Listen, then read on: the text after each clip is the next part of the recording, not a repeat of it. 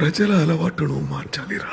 క్రాంతి పత్రికను అట్టడుగు ప్రజలకు తీసుకెళ్ళాలి. పత్రికకు గౌరవం తగ్గిపోయింది. ఎనీ అదర్ వే, రాత్రి పగలు శ్రమించేందుకు నేను సిద్ధం, కానీ గెలిచేందుకు ఎవరైనా దారి చూపించాలి.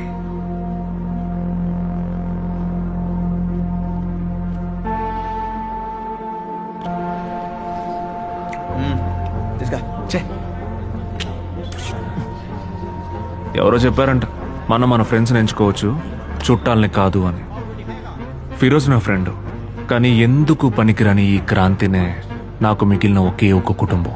నచ్చినా నచ్చకపోయినా జీవితాంతం దీంతోనే గడపాలి. సమాజంలో క్రాంతి ఏర్పడాలని మా తాతగారు ఈ క్రాంతి పత్రికని మొదలెట్టారు. ఇక్కడ పనిచేసే ప్రతి ఒక్కరూ తాతగారి ఆదర్శాలని ఫాలో అవుతున్నారు.